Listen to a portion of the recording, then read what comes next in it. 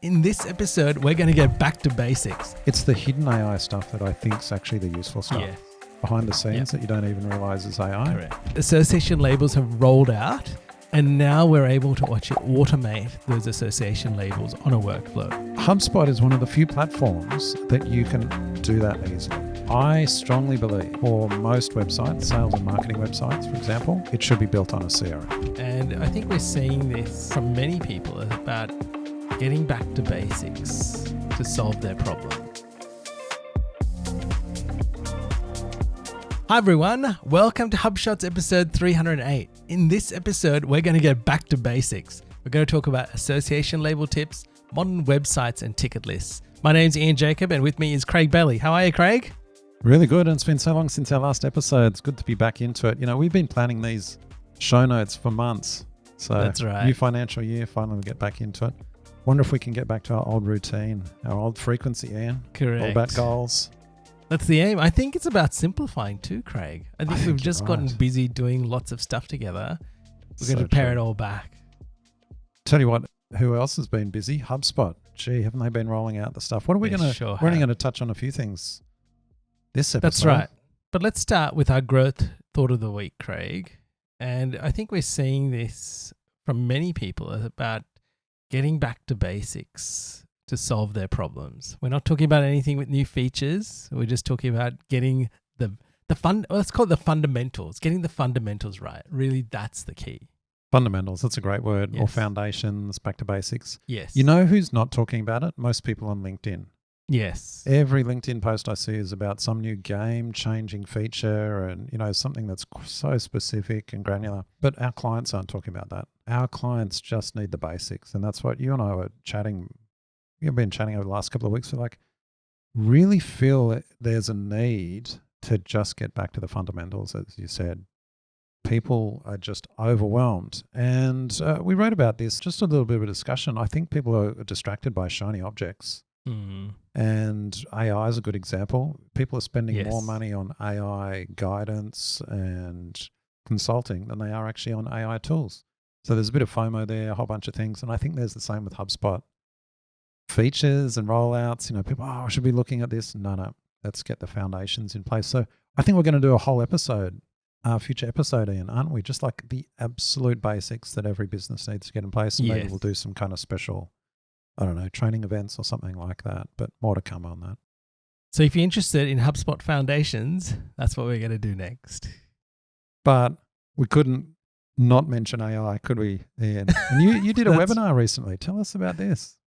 That's right. So this is something I did thanks to being part of the HubSpot community. And so we're talking about AI in sales. So selling like a pro and amplifying your productivity using AI. So it was run by a product manager in HubSpot, and how to use AI in deals, how to personalize sales emails. And actually the tip from this is not just using one AI tool, but actually using many different AI tools to give us a great result. So you can go and watch it on demand as you need. More on that next week. But yeah, I think you had more than 1,000 people registered and almost half attended. Like, it was very popular. Got a lot of great feedback. And yep, all available. Got the link in the show notes. All right, on to our quick shots of the week, Craig. Now, here's a few. And these are some of the ones that we were interested in that we're seeing. So first one, I'm just going to go through this really quickly. There'll be more in later episodes about stuff, but the first one is the improved file property experience. Great when you have to request file from users in deals and contacts, which is how they interface with trend lines on reports. I'm quite liking that. So if you haven't seen it, just go into your reports and actually see whether you can enable it on the type of report. The sync property, that's something that we're using a little bit with a few different clients, and just syncing properties between objects. That's the big thing. So example, you've got something that you're collecting in a form and you might want to just keep that synced in with a deal property that people can look at. So that's a great one to be. Conditional logic in the CRM Preview sidebar. I'm loving that. I've seen a lot in the stuff we've been doing together. Approvals in deal pipelines. Now this is a sales enterprise feature, so just be aware of that. Setting currency in sales forecasting. And the other thing is they have now enabled you to switch from the legacy Shopify app to the new Shopify app. And just be aware there are some caveats with that, and be aware of that, because I did a few before this app came out and ran into some issues, but that is available there now. HubSpot has now added the ability to set different tones on notification types, just if we didn't have enough notifications already, but now we can add different tones. I just want to talk about this. I couldn't believe it when I saw it. Someone requested this back in 2019. It got upvoted 70 times or something on the community forums. So they've actually put it in, because when I saw this on the HubSpot updates, I was like, HubSpot decided that this was where they were going to spend resources, having different tones. Like you can set a tone next to each notification type. And I'm like, these are the big problems that need solving. Apparently they are, Ian. Had plenty of requests. Yep. And now that it's live, heaps of people are talking about, this is so good. I'll tell you the use case.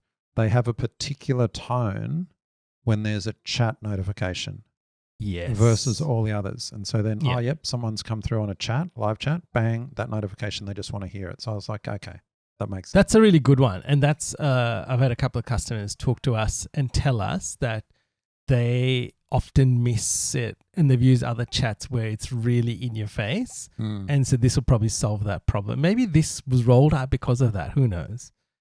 But there you go. Applying tax on line items. This has been one that's been around for a long time. And I often follow a thread in the community forum where people talk about this. So it used to be we used to ask for adding taxes on quotes actually as something that's defaulted. But here there are taxes added on line items, which is new. What about the next two, Craig? Well, storing sensitive data, that rolled out a little while ago, and then they've further made that into protected health data. So you can store sensitive data, and now you can store protected health data, and that's the HIPAA compliance. Actually, I don't think we can call it compliance. HIPAA covered data. So two things, you need enterprise for both of those features. Correct. And you can set them per property. So this has been one of those things that's so many people have asked for, and it has actually, in the past, HubSpot's lost a lot of deals because they didn't have it, or it limited the kind of companies that could use it, and now that's opening up. So I think this, it's not a game changer, as I like to say on LinkedIn, but it is pretty important. I think a lot of people are going to like this. Yeah. All right. And then finally, finishing with AI, is see what's behind HubSpot's AI. And so they've created a little, I almost call it like a little microsite, and it's got these little cards about what the AI is behind all of the different features in HubSpot. And if you didn't realize, probably, Craig, I think it was maybe 5-6 years ago when HubSpot bought an AI company and they rolled it in. I remember them talking about it because there was, and I think sales was relatively new at this time, about using sales data to get better insights. But because there was not enough data and they were using the AI, they were trying to, the data when you anonymize it, they're trying to anonymize the data so they could get better insights and share, even people with small data sets, give them more insights into their sales. So it's been around a while, but now you can actually see what's being utilized. So it's a great place to go and understand. Yeah, it's good. It covers privacy and whether your data's given to AI tools and all of that. So it's really good. And I think the thing is AI is getting blurred, right? So there's AI, which is like the feature that, as the joke goes, isn't working yet. But then there's AI, which is just all the background stuff that they've been doing for years. I mean, they've got, what are they called? Predictive deal scores and things like that rolling out. It's like, is that AI or is that just good rules? And, so it's blurred versus, using AI to generate my blog post kind of thing. So there's AI and then there's AI. There's good bits and then there's also bad bits. I'm actually going to have a rant about it later in the show about some of the bad bits, but there's plenty of good things. And really, it's good if it just becomes part of your daily use. It's like spell check, really. Spell check, it's great. We just forget about it. Of course, we're using it. And I think really that's the good AI bits that we kind of don't even realize. All right, on to our HubSpot marketing feature of the week. Sending emails to people based on custom email properties on a contact. Now, believe it or not, I didn't know you could do this, Craig, until you showed it to me. So tell everyone about it. Well, I didn't know you could do this either until Tom Haynes. Shout out to Tom for showing me this. Basically, you can have there's the default email property on a contact. You can have another text field there where you store an email, and you can send emails to it, like internal marketing emails to it. So we've got an example in the show notes, and then you can see. So we've just got a field on a contact that's called referrer email. So let's say your contact record in our portal, it's got your email address. Maybe when you submitted the form, you put in a referrer's email. Oh, so-and-so referred me to you. They refer an email, Bob at some other company. We can actually send an email to Bob at that other company using that property. And so this is it. Now, if you're listening to this and going, yeah, I know that. It's been there for years. Yes, you're right. Here we go. I didn't know. And it's opened up quite a lot of options. So the use case there is referrers. Yes. It also applies in some cases like NDIS providers. Yeah. Someone's filling in a form, a parent for their child, and Correct. maybe they were referred by a doctor. So there's like 3 different people on that form submission. Their emails can go into different fields and they can be emailed separately. So there you go. Really handy feature. Let's see how you go with it. Okay. Onto our sales feature of the week, Craig, and this is permissions in Sales Hub. And so if you haven't realized, permissions have been getting very granular inside HubSpot. The other day I was giving permissions to somebody on the team and they're like, oh, I can't do this. And I'm like, hang on, it's ticked on. But it clearly shows that how granular it's becoming. And what we want to talk about this time is on the new prospecting workspace, right? You can view prospecting as another user. So you might actually want to have this turned on for sales managers so that they can see that for their team. So it was really interesting. I had a conversation with somebody yesterday and they were asking, oh, how do I see other people on my team? So if you make sure you have a permission set, if you are able to, where you can actually view this as another user and just have that on that permission set. All right, onto our HubSpot workflow feature of the week. Set association labels in workflows. Now, why do we like this? Because association labels have rolled out and now we're able to actually automate those association labels on a workflow. And so, Craig, do you want to explain how we're going to use this and what's a good use case for this? Yeah, and I'll just take a step back. So, yeah, association labels have been there for a little while.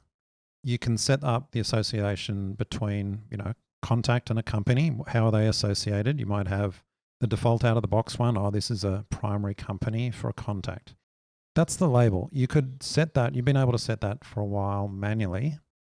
Now, workflows have added the ability for you to set it by workflows. Everyone was asking for this because it's like, okay, I'm not going to manually go through contacts doing this based on criteria.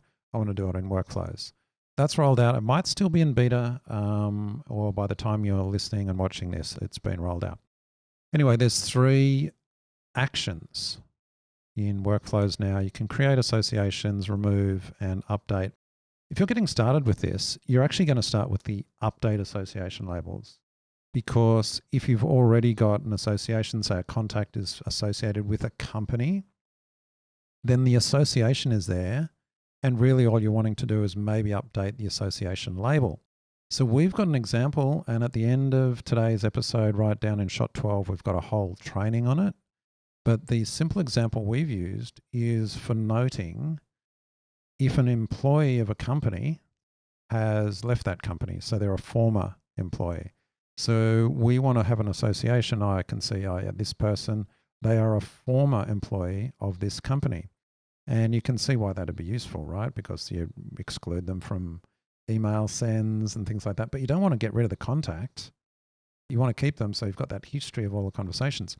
Now, your mileage may vary. I know when I've been discussing this with people, some people actually, when that contact moves to another company, they prefer to create a totally new contact and then just keep or almost archive the old contact. I don't like to do that myself.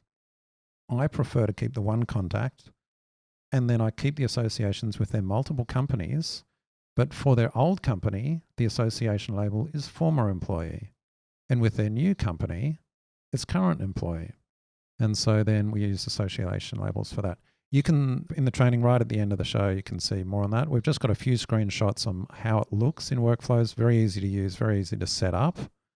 And one final thing I'll mention is you might be like, I wish I could create lists based on association labels. And you can, but it's tricky at first. You don't quite realize. And so the little tip is when you create a filter in a contact, list, for example, around, say, certain contacts that are associated with a company, you actually have to choose that associated to company. You have to create some property on the company. Just choose anything that's always there. We use create date, for example. And then you can click back in and choose the association label to further narrow it down. So that's a little bit of a tip. If you've got questions about that, let me know, because I know that's a little bit hard to explain. If you're listening to this, if you're seeing this in the screenshots, it'll make a bit more sense. But again, Ian, this is not a game changer. You know how I'm ridiculing LinkedIn. Everything's a game changer. This is not a game changer, but it does unlock some things for a certain segment of people. It's not like everyone's going to be using this, but for some specific use cases, this just makes it so much easier than now. So I think we'll see a lot more use cases for this. Have you started using this, Ian, or are you still playing? No, I haven't, Craig. So we've been doing lots of things manually with customers. And so now I'm going to start automating some of these things. Especially, actually, I'll tell you what, the example you've given with former employee, current employee, right? This is happening across the board. I've been asked a few times now by people, what is the best practice to manage this? So I think this is actually a really good way to manage that. And I'm in agreement with you in terms of the perspective of not creating another contact, is keeping the one contact. It's the same person, right? So you want to see that history. And I'll give you an example. Got a customer who is a membership association. People move around. And I always think if that person's moved to a company that's not a member, there's an opportunity because they've already experienced our service and what we offer. Why? I've already got an inroad with this person because I already know who they are. Why lose all of that history and create another contact when I can just see all the interaction I've had with this person? So I think that's a really big thing to be aware of. So here's a little best practice on how to manage people that are moving around businesses and who they are. So just take note. It's very important. Yeah, I can see both sides. I can see why people sometimes want it to be a separate contact, but I'm like you. I want the one contact. It probably depends on the relationship of the business, your B2B business. I kind of feel like keep it like LinkedIn. LinkedIn has one contact and they've got all their former history. Who they used to work there and that. I kind of like that approach in HubSpot as well. Yeah, this is a contact and you can see all the former companies they used to work with. By the way, you can click through to a company and then see, here's all the current employees and here's all the former employees, right? I find that useful, but I can see that some people might not want to do that. Maybe more B2C, more an e-commerce thing. Maybe prior history isn't, or maybe it was, that was their work email. No, they're actually a person. There's just their personal email. Okay, keep it a completely separate contact. So I can see both sides. I think the important thing is that you think about it and what's the best approach for your scenario and your company, and then work out how to implement it accordingly. All right, onto our Content Hub feature of the week, Craig. Modern websites are built on a CRM. And how true could this be? Yeah, so look, I'd like to talk about this with people now. So 10 years ago, what do you think was the hallmark of a modern website? And 10 years ago, you were probably saying, it needs to work on a mobile device. Maybe not 10 years, maybe 8 years, 7 years, right? That was it. It had to work on your phone. And now, of course, we take that for granted. Oh, of course it does. But do you even remember that for a while they were like, should it be responsive or should we have these M.dot sites? And it's kind of all gone away. Responsive one, of course, in the main, but no one really disputes that. However, now it's like, so what's a modern website these days? And I strongly believe for most websites, sales and marketing websites, for example, it should be built on a CRM. And I'll explain what I mean by that. But there are cases, maybe it's just a doco site or a knowledge base. Sure, you don't need to build on a CRM for them, but any modern sales and marketing website needs to be built on a CRM. And what I mean by that is so that you can track the customer journey from when they're an anonymous visitor through to making an inquiry, going through their customer journey, hopefully becoming a customer, and then a repeat customer. And HubSpot is one of the few platforms that you can do that easily. We built sites on WordPress for years. And of course, we had the tracking script in there, and then we'd try and put HubSpot forms in there. But then moving to HubSpot now, everything's so much easier. It's out of the box. There's no kind of problem having to put a tracking script on. When you do that on WordPress, okay, it can get blocked, right? But on HubSpot, you still see that tracking because it's part of the underlying platform. Form submits, etc. Now, there are still gaps and people do block cookies and all that kind of stuff. So it's not perfect. But compared to WordPress plus analytics, plus some other tools, plus I then try and have modules for doing A/B testing, and then I'll try and have some other module or try and use part to do smart content, or I'll try and do other stuff, and then I'll try and view the results of that in another tool. It's like there's so many things. HubSpot just makes all that available in one place. And I'd be really interested to hear of another platform that you can do all of that, start to finish, as easily as you can in HubSpot. And so then the final comment on that is, I'm just surprised. Actually, I'm not that surprised, but I'm intrigued when people don't realize that HubSpot has all this website functionality. And I think if there's one criticism I have of HubSpot and their Content Hub rollout is that they should have called it Website Hub, because people don't know what Content Hub means. And I'm doing a lot of educating of people these days to say, oh no, Content Hub is how you can actually build a whole website. And they're like, oh really? And if they just named it Website Hub, I think it would have been so much easier. But, you know, it is what it is. The differentiator is it's built on a CRM from start to finish. Anyway, I've gone on a little bit of a rant there, down a tangent. What do you think, Ian? Do you agree? Do you see where I'm coming from? Have I explained that well? No, totally agree, Craig. And I think this whole drives the whole personalization story, right? And the journey. If people are just trying to have everything in one place, so it's easy to manage. Like one of the biggest things that we find is that people wait weeks to get things done. If it's on Content Hub, and you can change your website, you can test things, you can run A/B or other tests on it. You can really personalize it down to, do they belong on a particular list? Have they come from a particular device? Do they, where is their life cycle with us? I think that's the big thing. So I totally agree. Gone are the days of, hey, is it mobile friendly? That's just a given. It's really about the data-driven site, I think, that we're talking about. So absolutely agree. All right. On to our HubSpot service item of the week, Craig. Ticket lists. They've been rolling out lists on other objects. Yes. For years it was just companies and contacts, but now you can do deals, tickets, orders. I think you can do carts or things Yes, as well. orders. There'll be more. Yeah. Orders, orders, yeah. And I just wanted to highlight ticket lists because you might have missed it. What's the big deal about lists of tickets? Because everyone's like, oh, I can use views. Sure. As we've been saying for years now, you originally said this, Ian, lists are the building blocks of HubSpot. And I was looking back through episode 280, which we did more than 2 years ago, Ian. Really? And it still all stands. What we talked about lists, because lists drive everything. Correct. Reports, workflows, dashboards. Well, you can put them in views, things like that. And tickets now, you can create lists, and then you can easily start adding onto them with those other things. Interestingly, though, I noticed when you look at the list view and all the objects, you can't actually filter by tickets or any of the other objects yet. I am assuming that's coming. Yeah. But do you think they forgot that option when they did the list? I think someone's forgot to add the option in somewhere. Maybe. I don't know. Very good. All right. And also there is the Customer Success Hub beta that's on now. If you haven't actually gone and had a look at product updates section in HubSpot, usually on the top right under product updates where your company name is, go down that menu, there's updates, and if you click beta, you'll be able to see what beta updates you can enable in your portal. So the Customer Success Hub is a new beta that's available, so worth checking that out. All right, on to ChatSpot, Craig. It's in the main menu now.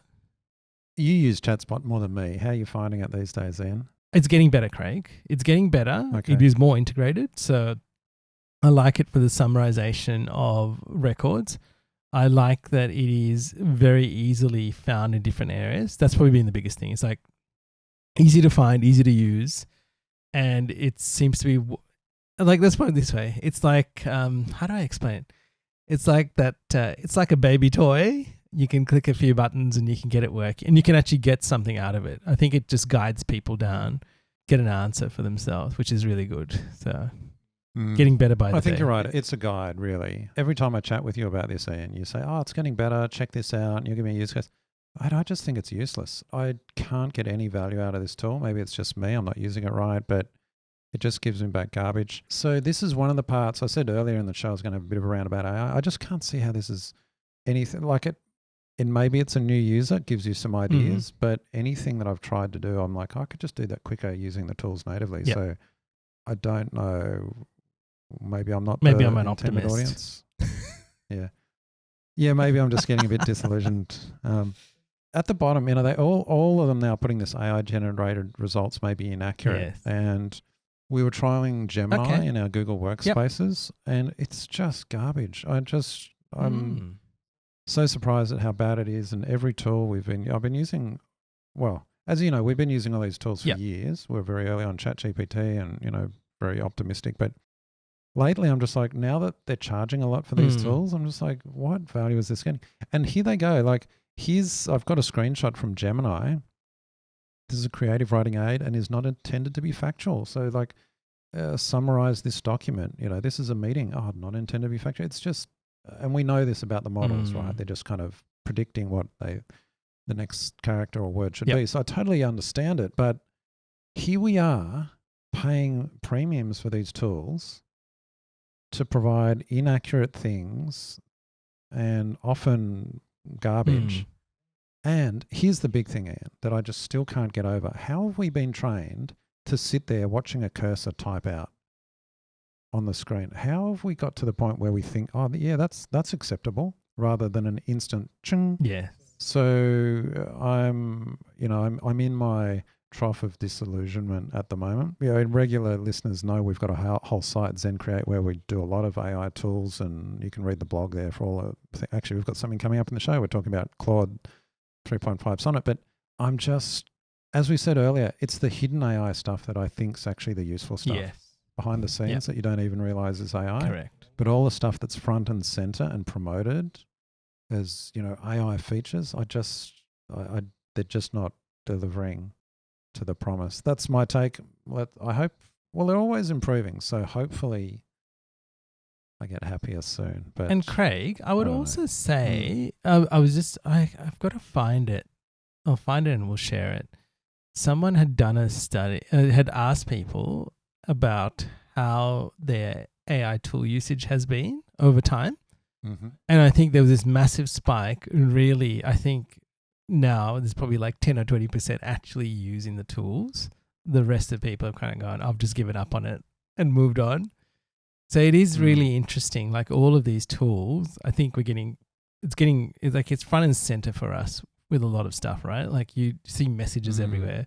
Do you want to use this? Do you want to try that? Use this to create that.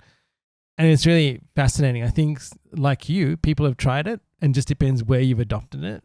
People try stuff, they get frustrated, and then they just leave it and carry on. Well, weren't you telling me on your webinar, out of like the hundreds of people turned up, everyone's lots of interest. And then you ask them who's actually using AI tools, and it was hardly anyone. Correct. They're there to find out, they're excited. Yes. The interest is there, but actually they're not using it. And now we're seeing this investment in AI, and lots of people, Sequoia and others, now saying, hang on, when will anyone get a return from that? And I think I saw even recently Salesforce, because their sales projections or their revenue projections were down because people weren't adopting the AI to the extent that they thought. Correct. And I'll be interested what HubSpot's read on that internally, if we'll ever find out about AI tools, whether it's just everything becomes a feature. It's just included. People don't want to pay more for it. Yeah. See how it goes. And with anything, right? You just think, we're talking about getting back to basics, right? HubSpot, fantastic tool. Getting back to basics, knowing how to use the tool. I feel AI is a bit like that. It's like people have to learn how to use the tool to get what they need. And I don't think people have actually invested the time or taken the time to learn it. They just kind of go, I'll just give something a go. Oh, it didn't work? All right, I'm off. And so I feel like we're in that stage where people, and I think this is probably more to do with the way it's being marketed. Like it's easy, right? Like just use it. Like it's going to change your life. But the case is that's not going to happen. And I think the better you are at learning how to use it, the better the output, right? And so I think we all have to go on that journey. So there's something to be aware of. That's a good perspective. Yeah. All right, listener feedback of the week, Craig. Who we got? Ari. Did you put this in? I must have. Oh, one of us did. It's been so long. 308's been sitting on the shelf. We've probably been working on these show notes for 2 months. So yeah. So Ari said, great content, great presenters, great quality audio and video. Learning a lot. Like it a lot. Thanks, Ari. Yeah, thanks. We put these things in the show just to make ourselves feel good. Thanks. Makes our day. Actually, I'll tell you one thing, Bit of shameless promotion. Yeah. I'll tell you one thing. Yeah. I think as much as we just want to highlight people who listen to us, we love hearing from you. So connect with myself on LinkedIn, connect with Craig. We love hearing from you. We love getting the feedback. We do appreciate you listening. But I often think people forget about where people are actually communicating with them in different places online, or just even asking people. Yeah. And so I just want to encourage people, don't be afraid to ask others to give you a review, give you feedback, because that's how you get better. And you might be surprised where that feedback comes from. And so I just want to encourage people. We do this because we want to know that we're making an impact on other people's lives and other people's businesses. If anything, as we come up to our 9-year mark on HubShots, we want to make sure that it's still relevant. We want to make sure that you guys are learning stuff. So we love to hear from you. So thank you for everybody that takes the time. We've got these feedback, the HubSpot feedback running on the website. We email you if you subscribe to us every, I think, 3 to 6 months, Craig. I've forgotten how long that is. And it gives us the opportunity to actually learn. So thank you. So we appreciate the feedback from everybody. Agreed. Great reminder. Thank you. All right. The AI tool of the week, Craig. Tell me more about Claude 3.5. Yeah, look, I'll just point, as I mentioned earlier, on ZenCreate, Alan and the team doing a great job. They test a bunch of AI tools. Some are good, some are bad. Claude, I think, is kind of jumping ahead in many ways. So there's Claude 3.5 Sonnet.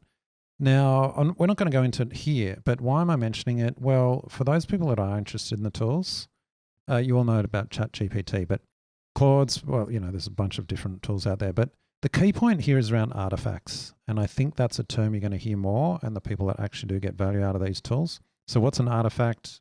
Simply put, it's a collection of, the prompts and what it generates into almost an object that can be shared. And Claude has this sense of projects and things like that. So you can kind of almost bundle stuff up into an artifact and then share it in other projects or queries. So check that out. Alan's written up an intro post around it. I think that's the way things are going.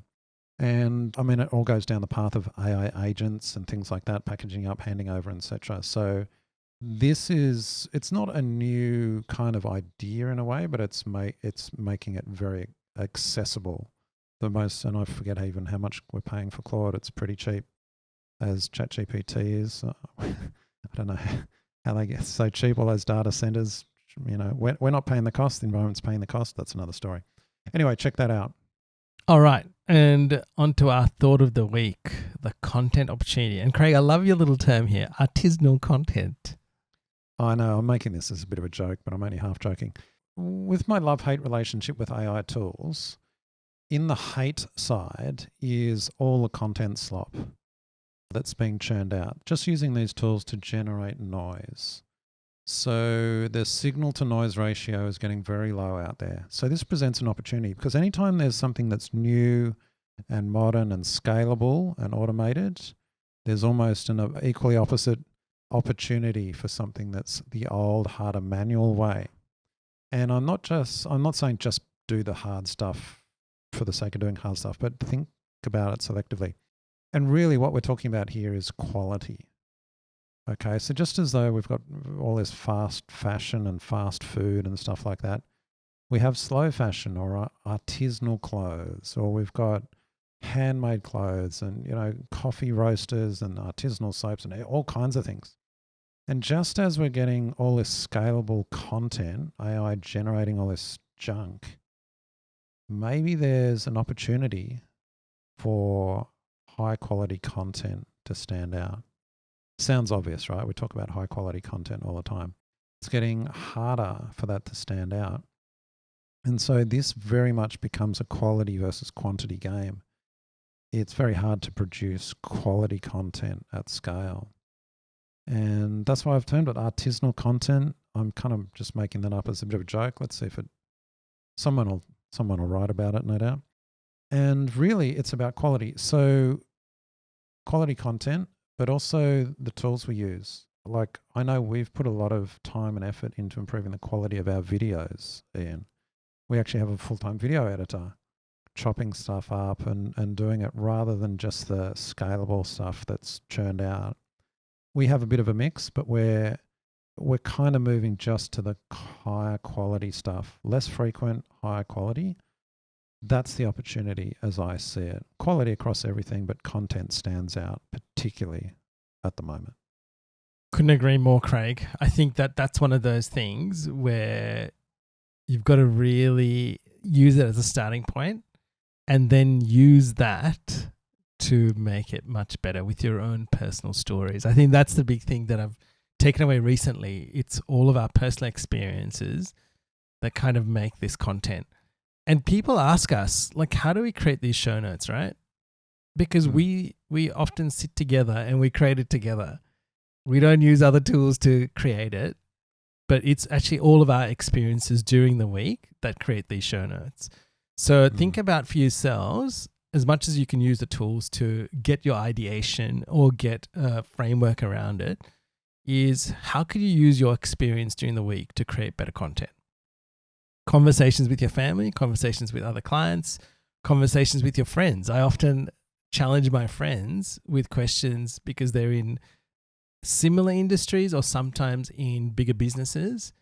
And so I say, what do you see around AI or what do you see around content? And see what they're saying. It's actually really fascinating when you start having those conversations. You get a different perspective on it when people are talking to bigger business, enterprise businesses that are spending millions on AI, right? So I think that's right. And you've talked about personal stories and things like that. I think taking a position on something is often a very clear indicator. Any AI generated content, it almost never takes a stance on anything. It's just regurgitated, sitting on the fence, tosh, right? But the people that actually take a stance in a thoughtful way, they're the ones I read. But you can always tell that AI generated stuff. It's like, hang on, what do you actually think? Could be this or it could be. No, take a stand. Yeah. All right. What's our quote of the week, Craig? Actually, was there any other stuff you wanted to point out? This is a bit of a tangent on content, quality content, but also quality channels. Yes. Because I feel in Australia that there's more, it's moved to the platforms like WhatsApp is where the channels where people kind of contact you via WhatsApp versus LinkedIn where you're just getting your inbox spammed. And so this one-to-one messaging where you control or initiate, I feel is becoming more the use case. It's starting to gain traction. That's an example of getting away from the scaled slop. I see people talking about these AI tools. Now you can automate lead generation and personal introductions at scale. I'm just like, personal introductions at scale. Right. Do you realize what you've just said there? And they breathlessly talk about how easy, and really it's just slop and spam at the end of the day. And so channels is so a way that maybe that's something to think about. And I think WhatsApp's really, as you know, Ian, we've been moving almost all my conversations with friends, family, groups I'm in, it's all going to WhatsApp. Yeah, correct. And we're almost starting a Zen kind of, you can contact Zen via WhatsApp. Yep. And it reminds me, it was like 7 years ago. Remember we had a WhatsApp group? Yes, we did. I think it's still there. Died off. It's probably still there. It's almost, maybe it'll come back again. And it's purely a way to get away from all the noise and the spam. Correct. So that's part of that content opportunity. Maybe that's a channel opportunity. Yep. What's our quote of the week, Craig? I'll do the first one. You can do the next one. From Voltaire, judge a person by the quality of their questions rather than their answers. Good reminder. And life is a question. How we live it is our answer. I thought different topic, but similar theme. That's from Gary Keller. I was rereading his book, The One Thing. Oh, yeah. Did you ever read that? Yes. That was very popular years ago. was a good reminder. I was kind of thinking about, hang on, I've got to simplify down. What are the important things I'm doing? I'm doing too many things. That's right. You know what? One of the key things, I've got to do more HubShots. Correct. I love doing it. People get value. It's impactful. So that's my answer. Finally, the training of the week is tracking former employees of a company in HubSpot. So this is what we were talking about earlier in terms of the association labels.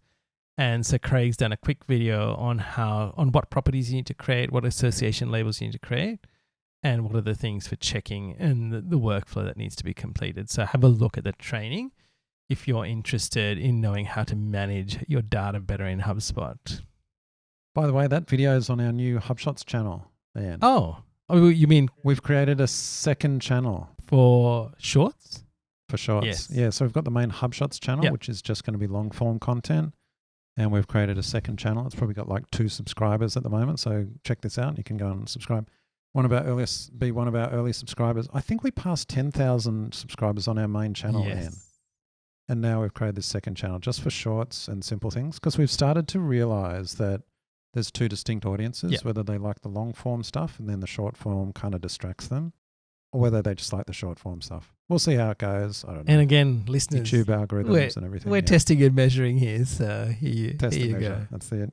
All right. Now, if you haven't experienced the HubShots framework, please make sure you can download it, get a copy. Ideally, you want to just use it on your computer and share it with your team and print it out so you can keep it as a live document. In the latest updates, we have plans so you can put the 3 things you're working on for each quarter. So generally, that is a really good way to keep people focused on what is coming ahead and how you move from one stage to the next. We've actually added the whole Google Doc to it now. So it used to be a PDF, big A3 PDF. We've actually now made the source Google Doc available as well, so you can grab that. Yeah. All right. And again, please connect with myself or Craig on LinkedIn. Sign up to the show notes so you get the show notes and you'll get any other things that we send from HubShots. Well, Craig, until next time. Catch you later, Ian.